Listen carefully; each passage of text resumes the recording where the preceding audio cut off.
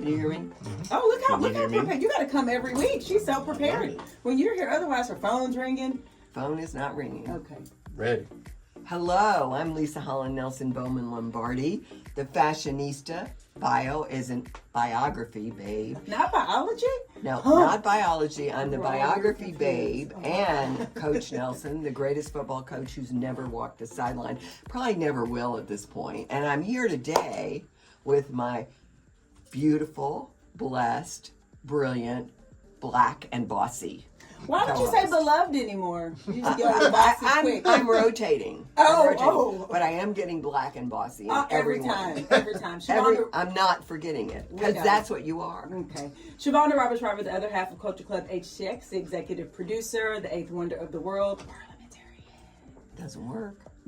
There she is. All know that. But more importantly, we have a special guest to help us deconstruct the Super Bowl. Yay. Because all we did was just, talk we had a lot to say about We had lots of things to say. Just so you know, guys, our Culture Club sports crew, which includes of Shavonnah, me, our football husband, Rusty Burnett, and our baseball boyfriend, Scott Roselle. We have a text group during games, and we were all over. Scott was even in Texarkana, I think. Yeah, he flew himself there. He didn't invite us, but that's another topic for another show. It's okay, because now we got the real pro here. We want to welcome Rick Smith, former general manager and executive vice president of football operations for the Houston Texans, just for me, of course.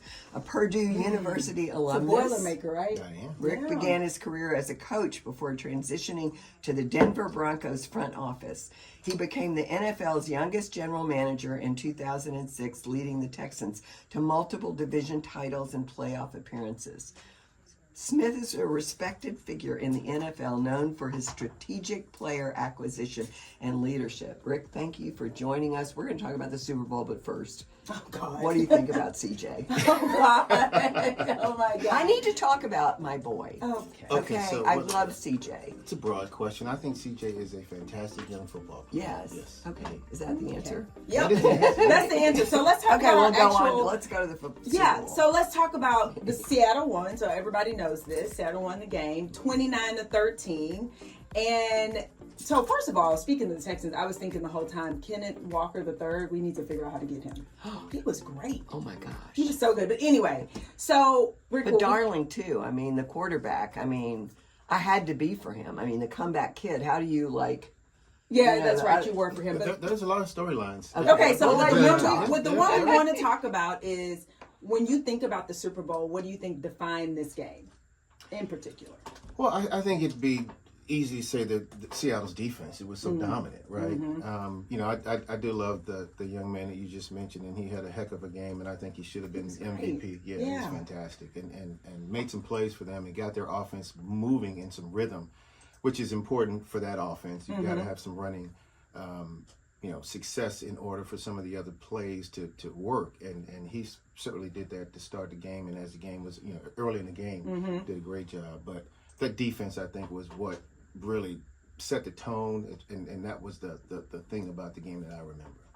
Speaking of defense, so we go back and forth about this. So some people say defense wins games, and we're like, no, you have to have offense. You have to score points. We need an O-line. Right? But it's just interesting. They don't score, they don't win. Well, right? Yeah. But from your lens, again, thinking about your lens as a general manager and executive in the NFL, when you think about personnel groupings and pressure rules, what do you think most consistent? What do you think about most consistently during the game? Well, it depends on what's happening with the game plan, right, and what you're trying to accomplish. I think what Seattle did right away is they were going to make sure that they were going to pressure that young quarterback. And they did it in a number of different ways. They were able to get pressure just by rushing forward, which is when you can do that, you can do pretty much anything. What did you say about rushing forward? Just forward D linemen without any kind of pressure, any kind of blitzing. So if you can put some pressure, if you can put pressure on the quarterback without having to bring an extra man, then it really it turns out to be a long day, and it turned out to be a long day for Drake. So I saw Mac Brown maybe just the 3 days before, and he talked about how much confidence he had in May because he said, he's a winner, he's a competitor, and he kind of fell apart. Well, pressure can make a pipe bust. I mean, that Super Bowl, it's a big game, and I don't put everything on him. He certainly didn't play the way he's capable of playing, or even how he's played before. But that defense, I think that goes back to my first answer. That defense is pretty incredible. I mean, listen, I think the Texans have as good a defense. It's a championship caliber defense, and a defense like that, because of what you just said, defense win championships. You can ride an average or mediocre offense to a championship with that kind of dominant defense. Well, look at their offense. I mean, what was it, 4 or 5 field goals? They're right at 6 field goals. Yeah. I mean, the offense wasn't winning the game. The defense was. Well, no, the two things that I look at, that will predict, whether you win or lose a game, turnovers, right? And Sam did a great job of not turning the ball over during the postseason. And then, red zone efficiency and how do you score? So you're right. New England was in the game for a while because they couldn't score. They were kicking field goals, which gave them a chance. But Seattle's defense was just so dominant that you never really felt like they had a chance, even though they weren't scoring touchdowns. I just never really felt like New England was threatening them. So here I am. We're in our text group. I'm like, Rusty, being Rusty, like, but it's coming. We're coming. Yeah. We're coming. They back. were for New England. Well, we were, and it was. Whatever. Well, of course, it wasn't about anything but the quarterbacks for me. Yeah. I don't love the Seahawks. I mean, other than our friend Kay is there. Yeah. And I was texting with her too. She's friends with the owner, and I didn't realize the owner was a woman, so that was even better. See what you mean? Oh my God. I didn't know that either, but see? Yeah, I know. That was so. I absolutely love the trophy presentation. I generally don't even care who won. I'm gonna cry. She's such a fan. Yeah. You're such a fan. I'm such a fan. So does this make you feel better though? Now that Rick has said that the Texans defense is, that same caliber? No, because I feel like they were. I feel like CJ had a day like, what's his name? May had. Drake. Drake. Yeah, I mean, season, like he did. that, yeah. 2 of them, unfortunately. Yeah. Huh. I don't. Honestly, I'm more happy with my love D'Amico than CJ. I mean, I understand. We differ in that opinion. Well, anyway. I just what D'Amico's confidence in putting him back in. Well, I think we differ because I think D'Amico. Well, here's the thing: the coach can only coach to a certain extent. You got to play. You are out there. Well, I with the ball. understand, but he should have recognized he wasn't going to play. He did not play in the first quarter or the 2 or 3 before that. But Magical and I have already corrected you about this, Lovely, and between CJ and the other quarterback, what's his name? Magical? Davis Mills. CJ is the better athlete. So he may be, but he was the losing quarterback. He's a better athlete. Now, here's the one thing I will say. Thank you. I will tell you that. Here we go. Yay. You coach differently in the postseason than you do in the regular season. Okay. So just strategically, you've got to think about it a little bit differently, right? So that, you see people going for it on 4th and short a lot during the regular season. When you get to the postseason, the objective is to advance. So if that is what your singular focus is, to advance, and you got a quarterback playing like that, then if he doesn't give you the best chance to win that game, then it's hard to look at your football team and have them know that you are giving them the best chance if you stick with a guy who's not performing well that day. Personally, I would have talked about that. In fact, people that I was watching the game with that day, I talked about, you got to think about pulling this guy, because I really how do you walk in the locker room and look at those guys and say we're giving so you the best excited. chance to win? Rick, you're making her day. I am the greatest football Now that coach doesn't you mean never you don't walked go. beside. You go back to him next week because he's your guy. Yeah. But you've got to advance, and if he's not giving you that chance, when it's completely obvious the way that it was. Okay, but here's the thing, from a confidence standpoint. So I think if I'm that person, right, and I am the leader, I'm the quarterback, whatever, and you take me out, I don't know. I mean, I just feel like that psychologically, what does that do to the player? Well, the way you handle it is important, and they're all professionals. I mean, this is professional football, dude. You can't turn the ball over like that and give us a chance to win. So you've got let maybe having you because you said earlier, those 3 games that you set out gave you an opportunity to really catch a different kind of perspective of the game, and it helped you. So maybe we can do the same thing for you here, so you can figure out what's going on. Are you running for office next? That was a real I'm just telling you. It's true. I mean, listen. In retrospect, everybody's right? Yeah. And I'm not saying that. Listen. I think the conversation, I'm pretty sure it did, should have been had. Number one. Number two, it's a wonderful opportunity for D'Amico and that coaching staff look back in an after action kind of thing and talk about the decisions and how to manage a situation like that again. But the other thing is, you're right, psychologically, and if he's your quarterback, but he's still a young player, This is and true. there's still opportunity for him to Magical grow and to agrees with you. learn. So I think it was first of all, they had a great season. That defense is going to be good for a number of years, and it is a window now because it is that good. That and then CJ will be better next time. He will not. I didn't think he could turn the ball over like that 2 games in a row. He won't do it again. He won't do that. You don't think so? He'll be better. He'll be I better. hope so. So here's something I heard, like there was a Ready. So we're talking a little bit. We started to talk about, what, everyone in retrospect, you can tell you should have did this, you should have did that. So if we were to jump into a time machine, Okay. and let's talk about May. What do we think could have been done differently, maybe? That would have changed. I mean, because he kind of got it together just a little bit too late, right? Well, so he ended up with yeah. 2 touchdowns, also 2 interceptions. That's a different thing. So if we could go back and say, okay, let's play this game again, what will we do? Well, I think the first thing you would do is you protect him better, right? He was harassed and he was under pressure, and you'd protect him a little bit better. You'd find a little bit more rhythm to the offense, so that a young player like him, when it's going haywire and the pressure's like that on a young quarterback, it's difficult for them to settle down and settle into the game plan if there's no rhythm, right? So that's what I would say. I'd say number one, he's going to be better next time. But if we're in going back in time, you got to find a better way to protect him. So you've said game plan a few times. So is it in fact actually like how we have a show sheet, like the coaching staff and the team has a plan? Like this is the thing we're going to do here today, like Yes. an actual plan? Yeah, that's what coaches do at the beginning of the week. Now, the Super Bowl, there's 2 weeks, but typically speaking, in any given NFL week, on Monday and Tuesday, the coaching staff is watching the tape for the next opponent. And they're looking at the offensive or defensive scheme, depending on which side of the ball they're on. And they are making a determination as to how they play and what's going to be the best way to attack what they do.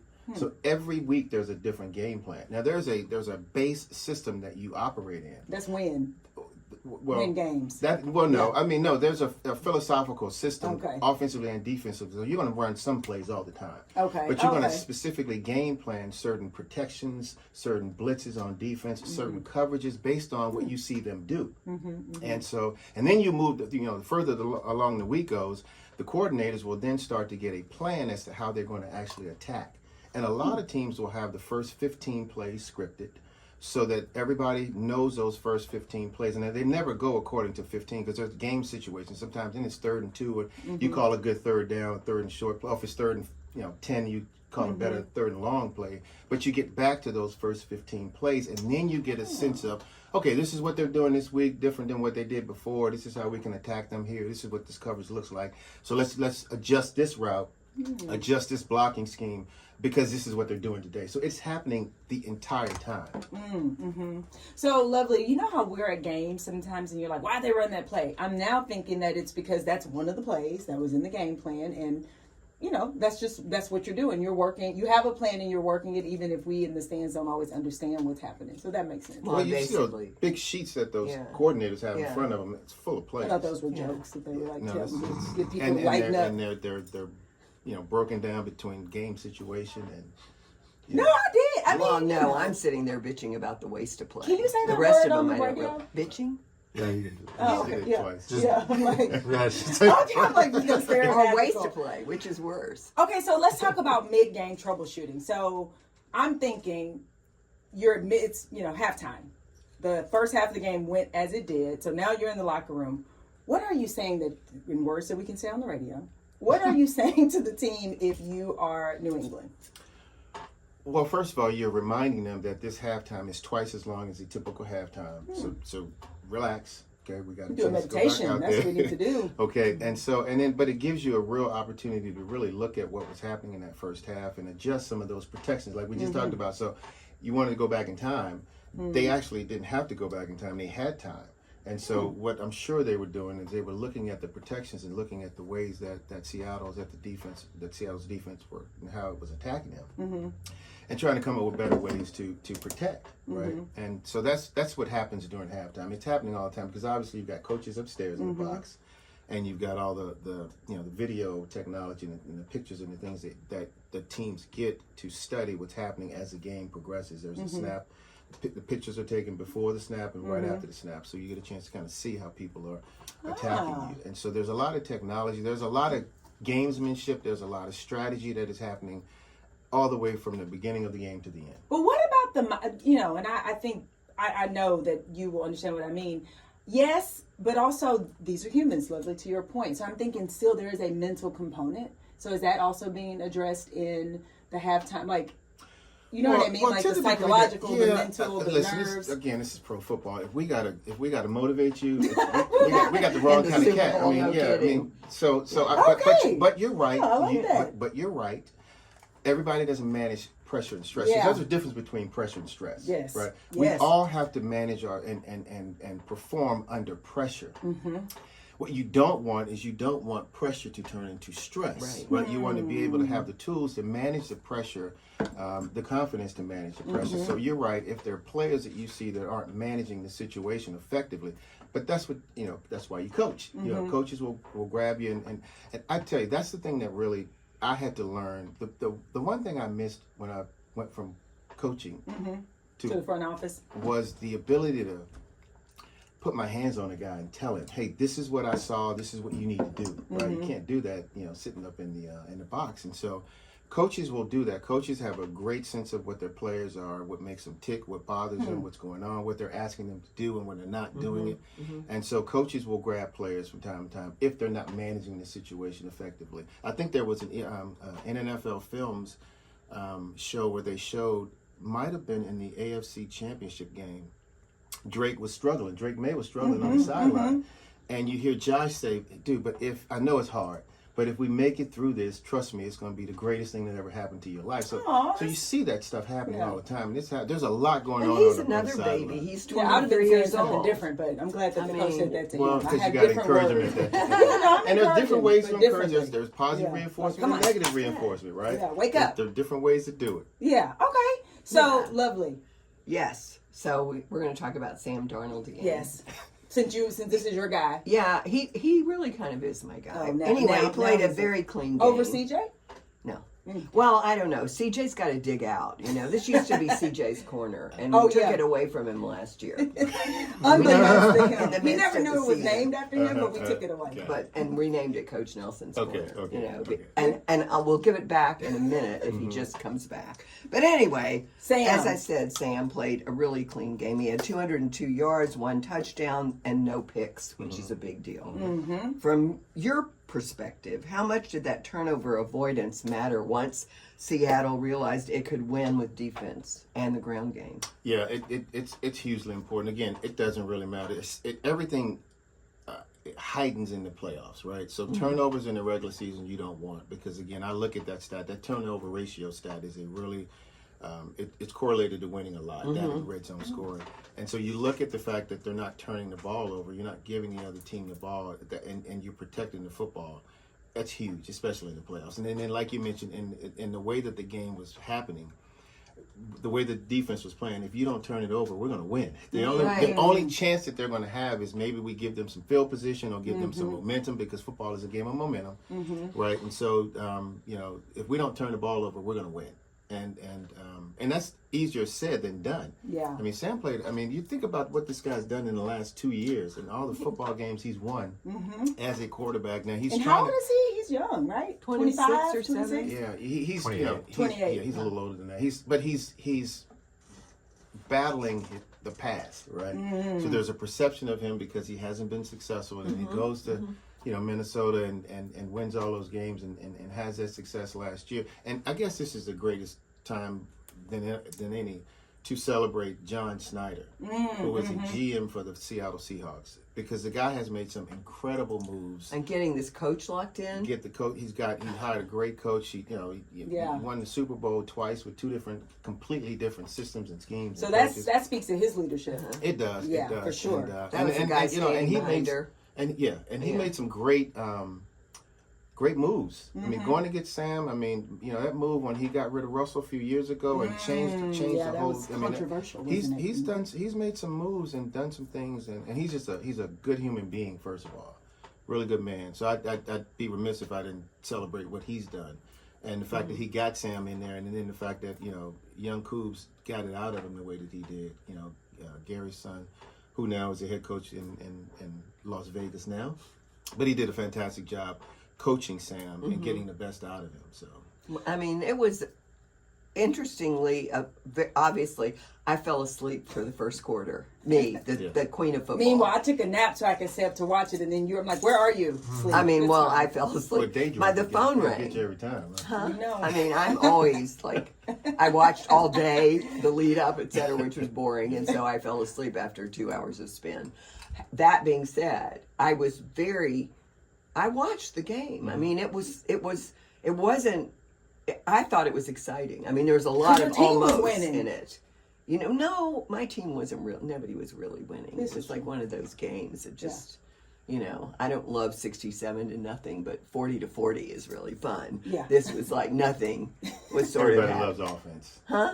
People See, love offense. well, we can't help ourselves. Yeah, no. My 9-year-old granddaughter wants to be the quarterback. Yeah. I mean, Well, she's not interested in being the cheerleader. Right. Or does she want to do defense? Right, I mean, yes. she's ruling the world and throwing the ball. And and I thought that too. I always thought if I could be the quarterback, forget that I have no hand-eye coordination, I would be the greatest ever.